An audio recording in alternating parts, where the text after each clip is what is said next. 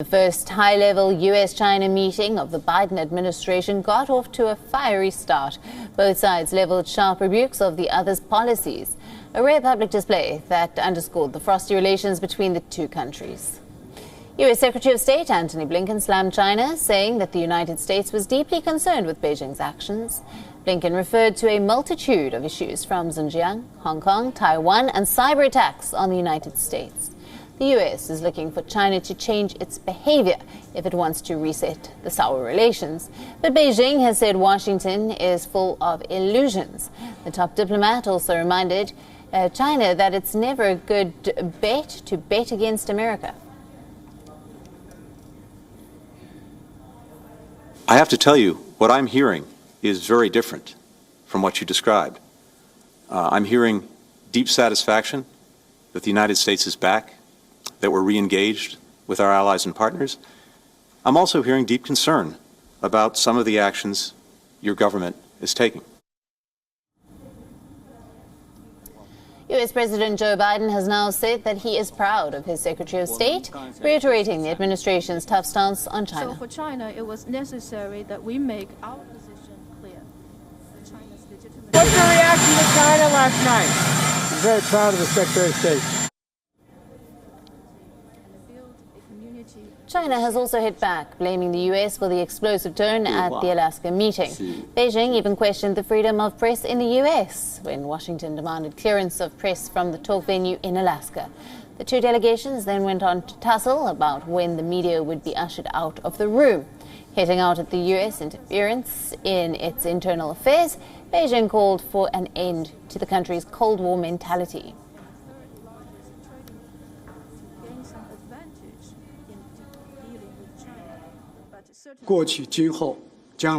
China, as it has in the past, and from now on, will never accept the US's meaningless criticisms. We must demand that the US drops its frequent hegemonic actions of interfering in China's internal affairs. This old defect must be fixed.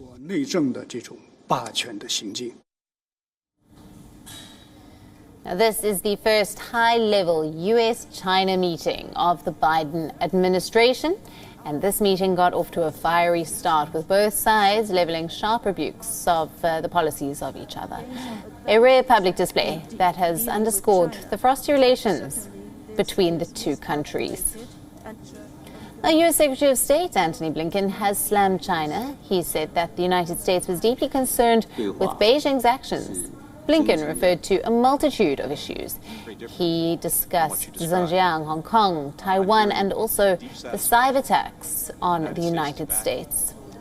Now, the US is looking for China to change its behavior if it wants to reset the sour relations. But Beijing has said that Washington is full of illusions. And the top diplomat has reminded China that it's never a good bet to bet against America.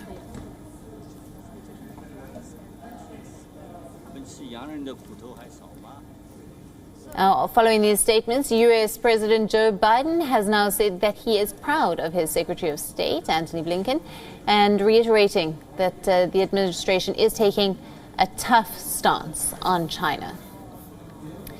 Now, China hit back, blaming the US for the explosive tone at the Alaska meeting. Beijing questioned the freedom of press in the United States when Washington demanded the clearance of press from the talk venue in Alaska. Now, the two delegations then went on to tussle about exactly when the media would be ushered out of the room. Now, hitting out at the US interference in its internal affairs, Beijing called for an end to the country's Cold War mentality. By international law, not the Chinese. For more on the latest details of this meeting, we're being joined by our correspondent Susan Tehrani from New York. Good evening to you, Susan. It's great to have you on the broadcast. Alaska meeting on day one turned out to be a war of words, not the usual kind of diplomacy that one witnesses with these meetings. Can we expect anything more fruitful from day two, which will be the concluding day of the talks?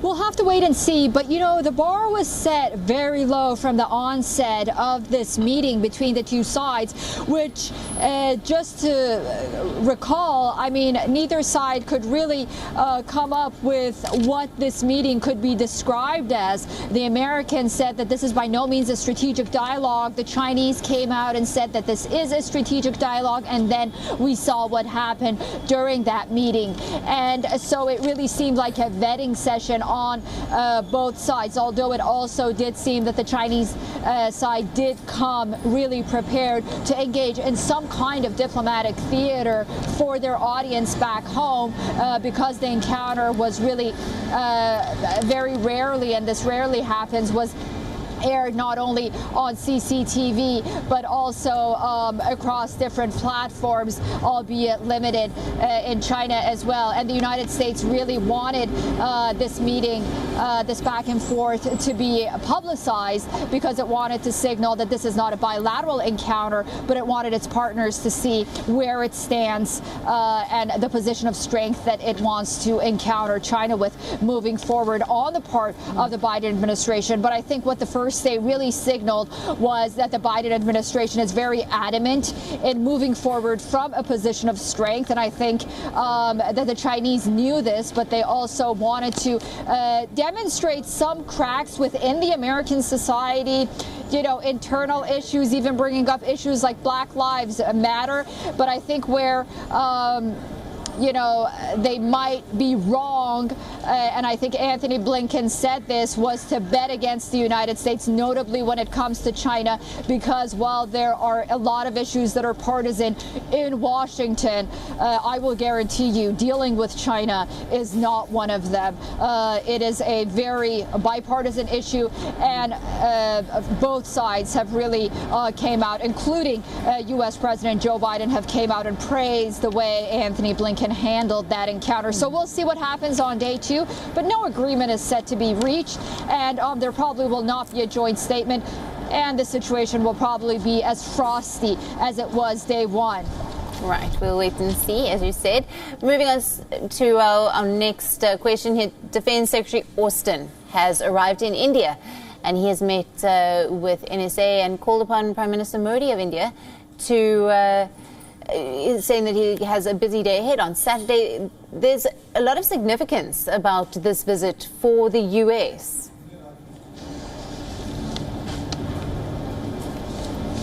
Yeah, that's right. You know, this, if we want to talk about Pentagon's messaging, it couldn't come at a more significant time. On the one hand, you have Blinken and his Chinese counterpart having this icy conversation in, as the Chinese said, in the northern part of the United States, which is also very cold right now.